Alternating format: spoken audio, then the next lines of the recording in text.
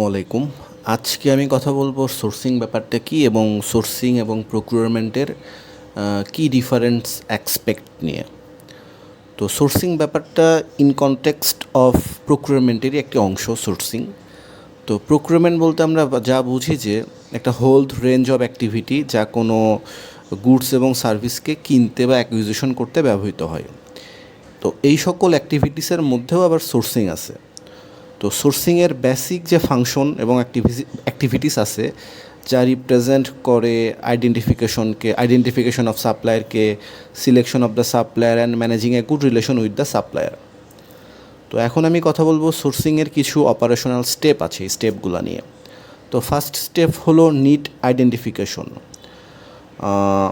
প্রথমে প্রোডাক্টের আইডেন্টিফিকেশন দরকার হবে। প্রোডাক্টটা আমি স্ট্র্যাটেজিক্যালি কিনবো নাকি ট্যাকটিক্যালি কিনবো এটা আমাদের জানতে হবে। তো আমি যদি এক্সাম্পল দিই, ধরেন একটা কোম্পানির একটা হুট করে অন টাইম একটা প্রোডাক্ট কিনতে হবে যা এখন দরকার, পরবর্তীতে এটার প্রয়োজন নাও পড়তে পারে। তো সেই ক্ষেত্রে আমি স্ট্র্যাটেজিক ওয়েতে কিনবো নাকি ট্যাকটিক্যালি ওয়েতে কিনবো? আমি ট্যাকটিক্যালি ওয়েতে কিনবো এবং এর মেজর ফোকাস হবে লিড টাইম, প্রাইস, কোয়ালিটি এবং quantity. On the other hand আমি যদি স্ট্র্যাটেজিক নিডের কথা বলি, ধরেন আমার একটা প্রোডাক্ট লাগবে ইমার্জেন্সি, কিন্তু এই প্রোডাক্টটা আমি পরবর্তীতে ইউজ করতে পারবো, তো তখন আমি স্ট্র্যাটেজিক ওয়েতে প্রোডাক্টটা কিনবো। এবং পরবর্তীতে এই প্রোডাক্টটা কেনার জন্য আমাদের কী ফোকাস হবে? সাপ্লায়ারের সাথে একটা গুডউইল সম্পর্ক, সাপ্লায়ারের রিলায়েবিলিটি, তার রেসপন্সিভনেস এবং তার সাথে একটা ফ্লেক্সিবল ব্যাপার স্যাপার আমাদের সাথে ক্রিয়েট করতে হবে।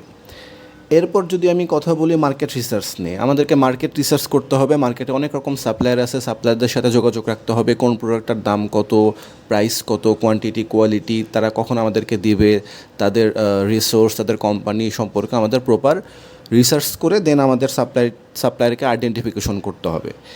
এরপর আমি কথা বলবো কিছু ডকুমেন্টেশন প্রসেস নিয়ে, যেটা হলো আরএফপি, আরএফকিউ অথবা আরএফআই নামে পরিচিত। তো সাধারণত বায়ার সাপ্লায়ারকে এই ডকুমেন্টগুলো দিয়ে থাকে এবং এই ডকুমেন্টে প্রোডাক্টের ব্যাপারে ডিটেলস লেখা থাকে, তাদের প্রপোজাল লেখা থাকে, প্রোডাক্টের কোয়ালিটি, কোয়ান্টিটি, কোম্পানির নাম, তারা কিভাবে কাজটা শেষ করবে, তাদের র মেটেরিয়ালস এবং কোম্পানির ফিউচার অ্যাসপেক্ট, মিশন, ভিশন, এই জিনিসগুলো সব কিছু ডিটেলসে লেখা থাকে। এরপর যদি আমি কথা বলি নেগোসিয়েশন নিয়ে, সবসময় তো নেগোসিয়েশন হচ্ছেই, কিন্তু কিছু ডিফারেন্স ফ্যাক্টরেও নেগোসিয়েশন হতে থাকে। যেমন কোয়ালিটিতে নেগোসিয়েশন হতে পারে, লিড টাইমে নেগোসিয়েশন হইতে পারে এবং ডেলিভারি ফ্যাক্টেও নেগোসিয়েশন হইতে পারে। এরপর আমি যদি বলি এখন সিলেকশনে, এরপর আমি যদি সব কিছু ঠিকঠাক মতো হয়ে গেলে যদি আমরা সাপ্লায়ারকে সিলেক্ট করি, তখন সাপ্লায়ারকে আমাদের সবসময় কন্টিনিউয়াসলি মনিটরিং করতে হবে, তার কাজকর্ম ঠিকঠাক হচ্ছে কি না তাকে ইভলিউশনের মধ্যে রাখতে হবে। এই যে আমি স্টেপগুলো বললাম, এই স্টেপগুলোর সাথে যখন আমরা আরও কিছু স্টেপ অ্যাড করব, সেগুলো প্রক্রিউরমেন্টের মধ্যে পড়ে যাবে। যেমন এর সাথে যদি আমি পারচেস অর্ডার স্টেপটা অ্যাড করি, এর সাথে আমি যদি প্রোডাক্ট অর্ডারের ব্যাপারটা অ্যাড করি, এর সাথে আমি যদি সাপ্লায়ার পেমেন্ট অ্যাক্টিভিটির ব্যাপারটা অ্যাড করি, দেন ইট উইল বি প্রক্রিউরমেন্ট অ্যাক্টিভিটিস। তো এই হলো কিছু সাধারণ ডিফারেন্স যেটা প্রক্রিউরমেন্ট থেকে সাপ্লায়ার পারচেজিংকে আলাদা করে। কিন্তু এই প্রক্রিউরমেন্টেরই একটা অংশ, প্রক্রিউরমেন্টেরই অ্যাক্টিভিটিসের অংশ হলো সোর্সিং। ধন্যবাদ।